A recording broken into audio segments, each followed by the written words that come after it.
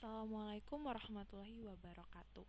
Halo anak-anak, hari ini kita akan belajar tema 2, subtema 1, dan bab pembelajaran 3. Sebelum kita mulai pembelajaran, yuk kita baca doa terlebih dahulu. Berdoa dimulai. Berdoa selesai. Yuk kita mulai. Nah, sebelum mulai materi, Ibu meminta kalian untuk membaca teks bacaan Hari Menanam Pohon. Yuk kita membaca Hari Menanam Pohon bersama-sama. Hari Menanam Pohon. Indonesia dikatakan sebagai paru-paru dunia. Sebutan itu disematkan karena di Indonesia terdapat hutan yang sangat luas. Daun-daun di hutan mengeluarkan oksigen berlimpah. Oksigen merupakan unsur penting bagi kehidupan. Namun, sayangnya hutan kita semakin berkurang akibat kebakaran atau penerbangan pohon di hutan secara liar. Oleh karena itu, pemerintah bersama rakyat berusaha mengurangi kerusakan hutan. Salah satu upaya yang dilakukan yaitu menanam kembali pohon di lingkungan. Tanggal 28 November diperingati sebagai Hari Menanam Pohon. Peringatan Hari Menanam Pohon pada tahun 2015 diawali sejak tanggal 26 November.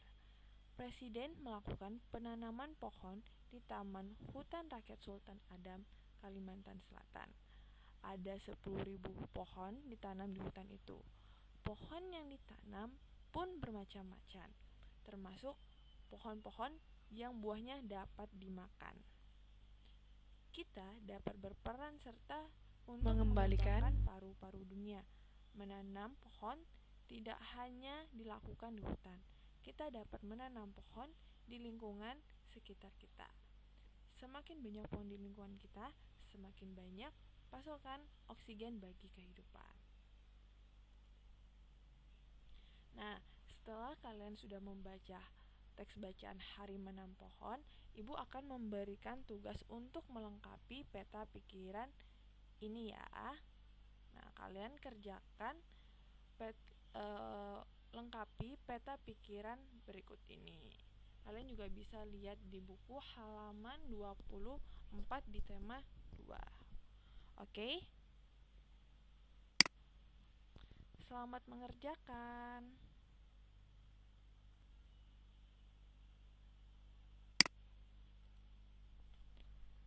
Setelah membaca dan mengerjakan tugas yang Ibu berikan, yuk kita lanjut materi. Menjaga lingkungan sekitar dengan cara menanam pohon merupakan tanggung jawab kita sebagai masyarakat. Semua warga masyarakat mempunyai tanggung jawab dalam menciptakan kenyamanan dan keamanan lingkungan tempat tinggalnya. Nah, masih ingatkah kamu apa arti dari hak, kewajiban, dan tanggung jawab? Yang pertama ada hak. Hak adalah sesuatu yang dimiliki manusia sejak lahir. Contoh saja, hak kita sebagai pelajar adalah apa? Ya benar. Hak kita sebagai pelajar adalah mendapatkan ilmu atau pembelajaran dari guru. Kemudian ada kewajiban.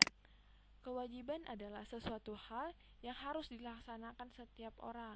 Nah, kewajiban apa sih yang harus dilakukan oleh pelajar? Ya benar. Kewajiban yang harus dilakukan oleh pelajar adalah belajar. Kemudian ada tanggung jawab. Tanggung jawab adalah sikap dan perilaku seseorang untuk melaksanakan hak dan kewajibannya. Nah, contoh dari tanggung jawab, contohnya saja seperti ketika kalian mendapatkan tugas dari guru. Nah, kalian mengerjakan dan menyelesaikan tugas tersebut dengan tepat waktu dan mengirimkannya ke ibu guru. Nah, itu merupakan tanggung jawab kalian sebagai pelajar. Sebagai warga masyarakat, kita memiliki hak, kewajiban, dan tanggung jawab. Tanggung jawab merupakan sikap terpuji yang hendaknya dimiliki setiap individu. Sikap tanggung jawab mencerminkan nilai karakter setiap individu. Nah, karakter seseorang tercermin dalam sikap tanggung jawabnya, baik terhadap diri sendiri, orang lain, masyarakat, maupun bangsa dan negara. Nah, sekarang kita akan belajar tentang tanggung jawab sebagai individu. Tanggung jawab sebagai individu diantaranya yang pertama ada tanggung jawab terhadap diri sendiri. Tanggung jawab terhadap diri sendiri ini menuntut kesadaran setiap orang untuk memenuhi kewajibannya sendiri dalam mengembangkan kepribadian sebagai manusia pribadi. Kemudian ada tanggung jawab keluarga. Tanggung jawab ini menjadi tanggung jawab seluruh anggota keluarga, baik ayah, ibu, maupun anak. Kemudian yang ketiga ada tanggung jawab terhadap masyarakat. Tanggung jawab sebagai warga masyarakat adalah tugas dan kewajiban yang harus dilaksanakan seseorang dalam kedudukannya sebagai warga masyarakat. Kemudian yang keempat ada tanggung jawab terhadap bangsa dan negara. Nah, tanggung jawab ini menuntut individu sebagai warga negara hendaknya dapat mempertanggungjawabkan segala tindakan dan tingkah lakunya kepada bangsa dan negara. Kemudian yang terakhir ada tanggung jawab terhadap Tuhan, di mana di sini manusia bertanggung jawab untuk beribadah menjalankan perintah Tuhan dan menjauhi larangannya. Apa contoh tanggung jawab sebagai warga masyarakat? Nah, di sini terdapat gambar-gambar mengenai contoh tanggung jawab sebagai warga masyarakat. Nah, yang pertama di sini ada warga masyarakat yang berkumpul untuk bergotong royong membersihkan lingkungan rumahnya. Nah, mereka mementingkan keperluan bersama untuk menjaga kebersihan komplek atau lingkungan mereka. Yang kedua ada penghijauan lingkungan sekitar. Nah, di sini warga masyarakat saling bekerja sama untuk menanam kembali pohon untuk penghijauan di daerah atau lingkungan mereka. Yang ketiga ada gambar warga masyarakat yang sedang ronda malam. Nah, di sini para masyarakat biasanya bergantian untuk menjaga malam, untuk menjaga keamanan lingkungan mereka di malam hari. Nah, kemudian hidup bersama dalam masyarakat sangat penting karena Tuhan menciptakan manusia untuk saling melengkapi, saling membantu, dan saling menyayangi. Setiap orang tidak bisa hidup tanpa orang lain. Nah, untuk menjaga hubungan baik dalam kehidupan masyarakat, setiap anggota masyarakat hendaknya sadar akan tanggung jawabnya sebagai warga masyarakat. Nah, yuk kita perhatikan gambar kondisi geografis Indonesia di sebelah sini atau gambar peta ya. Nah, di sini merupakan kondisi geografis Indonesia yang beragam. Di sini ada wilayah daratan dan wilayah perairan. Nah, wilayah daratan ini yang berwarna hijau nih, yang seperti ini. Ini merupakan wilayah daratan, sedangkan yang diwarnai oleh warna biru merupakan daerah atau wilayah perairan. Nah, kondisi geografis yang beragam ini menyebabkan beragam pula jenis kegiatan ekonomi masyarakat. Nah, apa sih arti dari kegiatan ekonomi? Nah, kegiatan ekonomi adalah semua kegiatan yang dilakukan manusia untuk memenuhi kebutuhan hidupnya. Jenis kegiatan ekonomi. Jenis kegiatan ekonomi yang pertama ada pertanian dan perkebunan. Kedua, peternakan.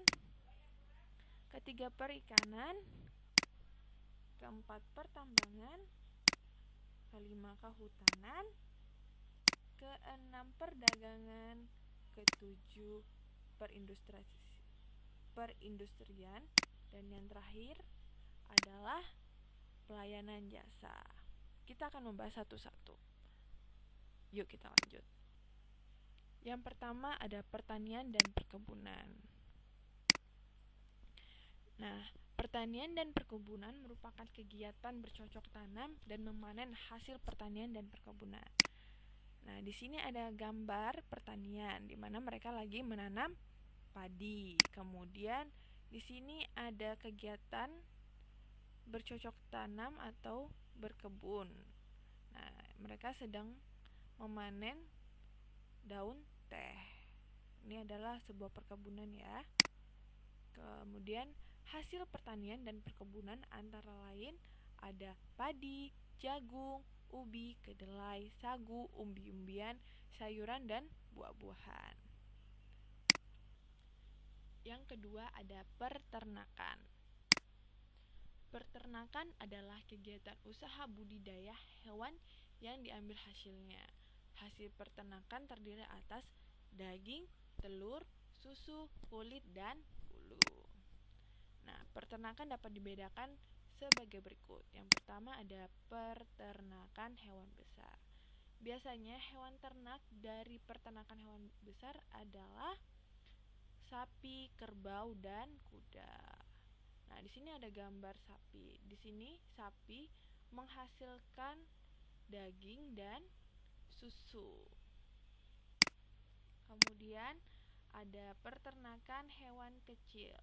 Contoh hewan ternak dari peternakan hewan kecil ini ada kambing, biri-biri, dan domba. Nah, di gambar sini ada domba, di mana domba di sini menghasilkan daging domba, susu domba, dan bulunya dapat digunakan untuk membuat benang. Kemudian yang terakhir ada peternakan hewan unggas. Contoh hewan ternak peternakan hewan unggas adalah itik, ayam, burung, dan lain-lain. Nah, di gambar ini terdapat hewan ayam. Nah, di mana ayam ini menghasilkan daging ayam dan telur ayam.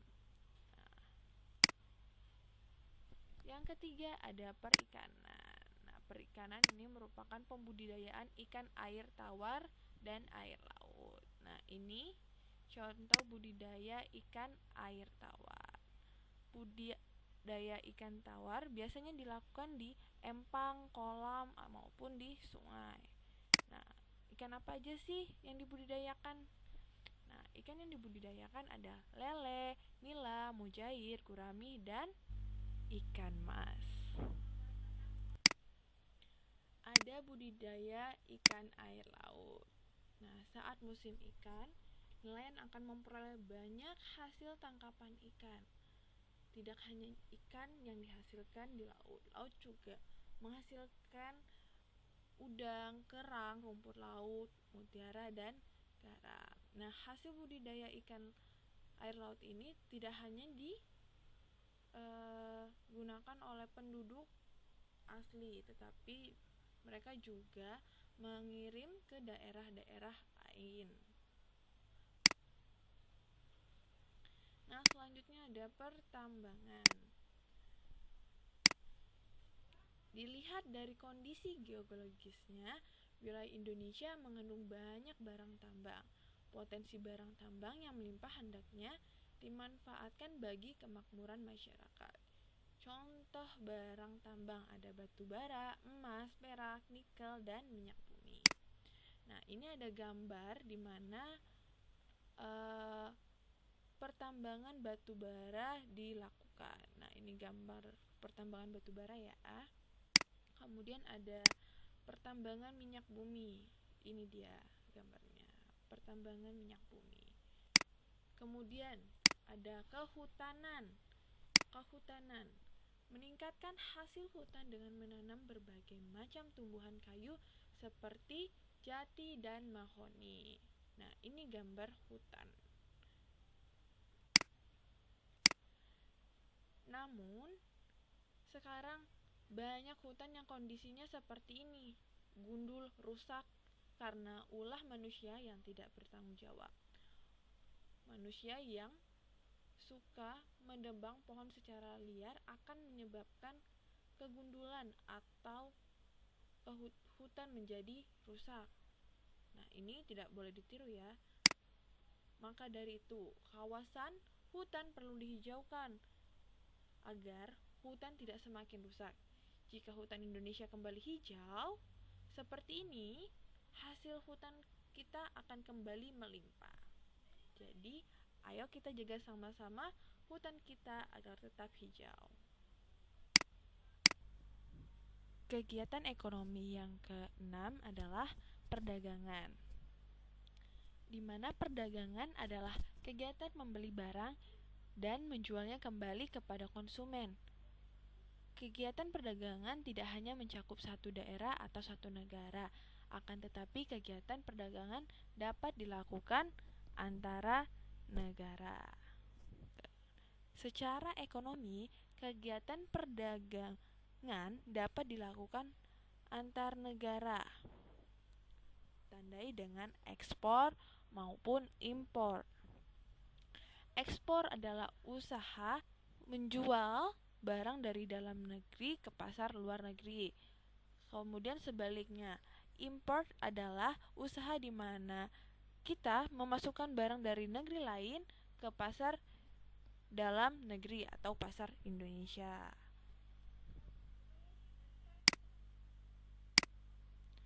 Kemudian yang ketujuh ada perindustrian. Perindustrian merupakan kegiatan mengubah bahan mentah menjadi barang setengah jadi atau barang jadi. Nah, yang pertama di sini ada industri pakaian. Nah, di sini merupakan kegiatan membuat pakaian dari awalnya benang menjadi pakaian seperti baju, celana, dan lain-lain. Kemudian ada industri kertas. Nah, industri kertas ini dimulai dengan batang-batang pohon. Nah, itulah sebabnya tadi kita sebagai warga masyarakat yang baik harus melakukan penghijauan atau reboisasi agar kita terus dapat menikmati hasil dari hutan tersebut tanpa merusak hutan itu. Kemudian ada industri sepatu, di mana di sini adalah proses pembuatan sepatu. Nah, kemudian yang terakhir adalah pelayanan jasa. Pelayanan jasa ini merupakan kegiatan seseorang atau pekerja yang melayani masyarakat dalam bentuk layanan terhadap konsumen. Contohnya saja yang pertama ada guru, di mana guru memberikan ilmu kepada anak muridnya. Yang kedua ada dokter dan perawat. Nah, dokter dan perawat ini biasanya memberikan pengobatan dan merawat para pasiennya untuk bisa sembuh dari penyakitnya.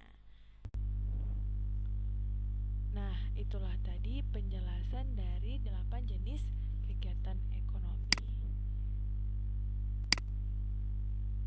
Selanjutnya, Ibu akan memberikan tugas. Yang pertama tadi tugas untuk melengkapi peta pikiran yang ada di slide ketiga atau yang ada di buku kalian di tema 2 halaman 24. Dan kemudian Ibu meminta kalian menjawab 2 pertanyaan yang ada pada slide ini. Kalian ngerjakan di buku tulis ya. Nah, soal yang pertama yaitu apa yang kamu ketahui tentang pengertian tanggung jawab sebagai warga masyarakat. Yang kedua, jelaskan jenis usaha apa saja yang ada di sekitarmu. Nah, hasil dari pekerjaan tugas kalian dikumpulkan via WhatsApp pribadi Ibu ya. Nah, batas pengumpulannya itu pada tanggal 1 September 2020 jam 16 WITA atau jam 4 sore. Jika dalam penjelasan video ini kurang jelas, anak-anak bisa menghubungi Ibu via WhatsApp.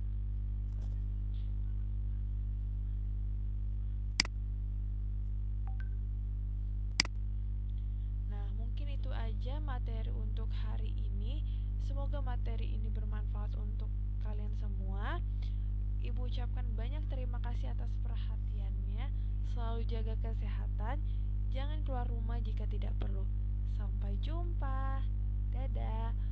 Wassalamualaikum warahmatullahi wabarakatuh.